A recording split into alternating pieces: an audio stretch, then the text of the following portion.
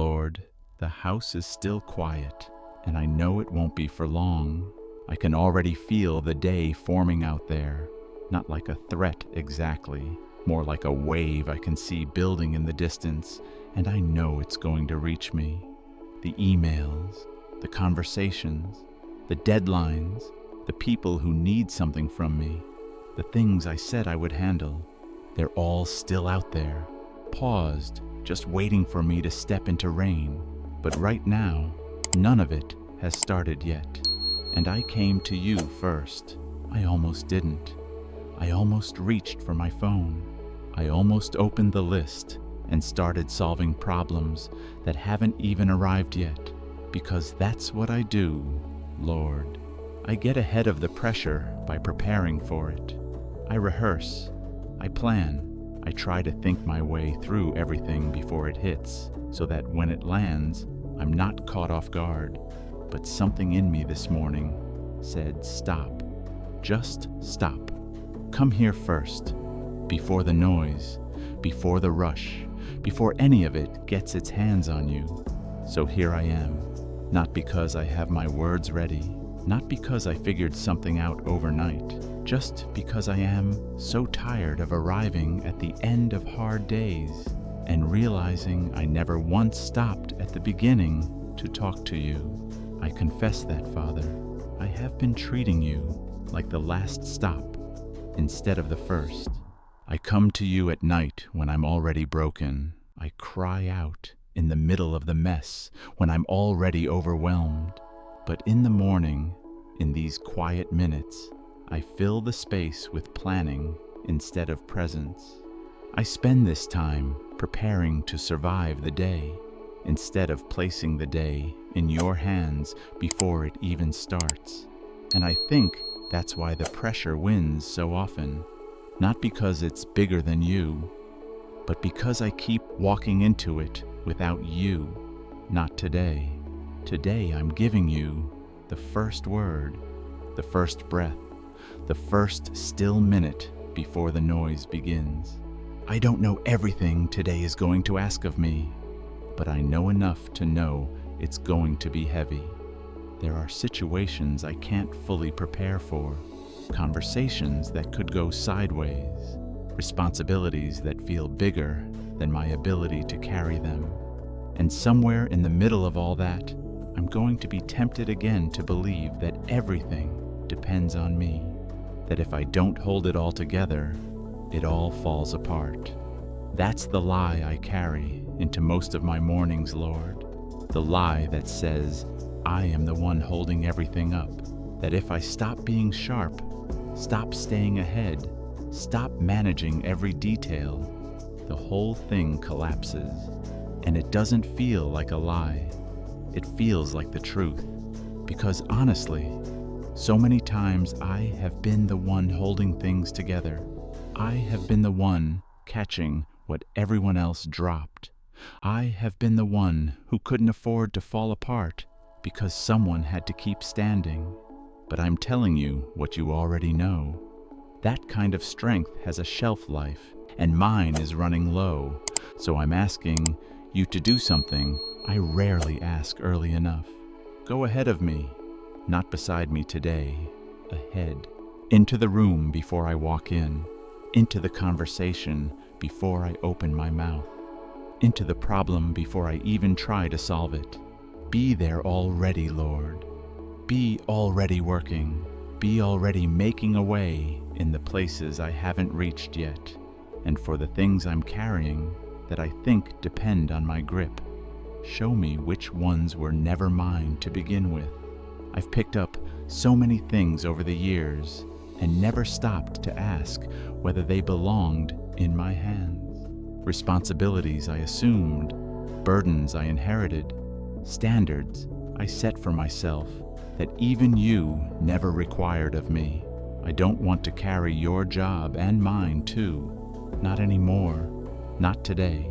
I'm opening my hands right now, Lord, not because I feel brave enough to let go, but because I'm too tired to keep holding on the way I've been holding on.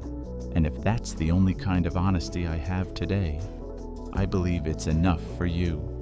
Father, I think of the people I love. They have their own pressures forming, their own days building towards something heavy. My family, my children, the people closest to my heart. I can't be the one who absorbs all of their weight either. I've tried. It doesn't save them. It just slowly breaks me. So I'm placing them in your hands this morning, before the calls come, before the worries start multiplying, before I begin carrying what only you were ever meant to hold. I release them, not because I love them less, but because I finally learned that my love alone can't do what your grace does. And Lord, I want to pray for everyone listening to this right now who almost didn't pause this morning, the ones who nearly skipped past this quiet moment and went straight to solving, straight to fixing, straight to running, the ones whose to-do lists are already longer than their peace, the ones who feel like they can't afford to be still because the pressure won't wait for them. Meet them right here in this brief, sacred pause before their day starts. Let them feel what I'm learning to feel right now, that you are not waiting at the end of our hardest days to finally show up. You are here now, before the first demand, before the first difficulty, before the first moment when we're ready to quit. You arrived ahead of all of it. Your word reminds me, Lord, you go before me, and you also guard behind me. You are the front and the rear. And if you've covered the beginning and the end, then the middle, where I live, where today actually happens, that's covered too. I receive that, not as something I hope might be true, as something I'm choosing to stand on today, because I have nothing steadier beneath my feet. So here is what I'm choosing this morning. I'm choosing to believe that this quiet right now is not wasted time. It's not time I should have spent reviewing my schedule or answering messages. This is the most important thing I will do today, because the truth is, Father, I've had plenty of mornings where I walked out fully prepared and completely empty. I had the plan, but not the peace. I had the answers, but no strength behind them. I was ready on paper and falling apart underneath. I don't want that again. I want to walk into the pressure today, carrying something the pressure can't take from me. Your presence, your peace, the settled knowing that before I even woke up this morning, you were already inside this day, arranging what I cannot see, softening what I cannot control. So I'm getting up now, not bracing, not gripping, not rushing to prove I'm ready, just going one step at a time, with you already ahead of me in every room, every conversation, every moment I haven't reached yet. The pressure is real, Lord, but you are more real. And today, I met you first. Thank you for this pause. Thank you for meeting me in the quiet before the noise. Thank you for being a God who never once asked me to arrive with everything figured out, just to arrive, just to show up, just to bring whatever I have, even when all I have is an honest voice and open hands. I give you this day, all of it, the parts I can predict and the parts that will surprise me, the moments I'll handle well and the ones where I'll fail and need you to cover the gap. Every hour, every conversation, every weight I'm tempted to carry alone.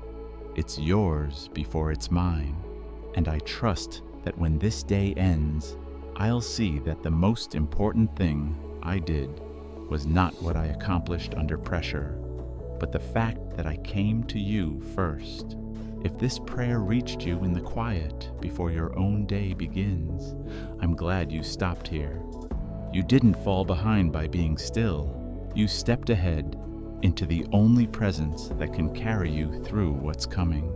If you'd like to keep starting your mornings this way, subscribing is just a quiet way of saying we'll meet Hirsat again, before the rush, before the pressure, in the stillness where it matters most.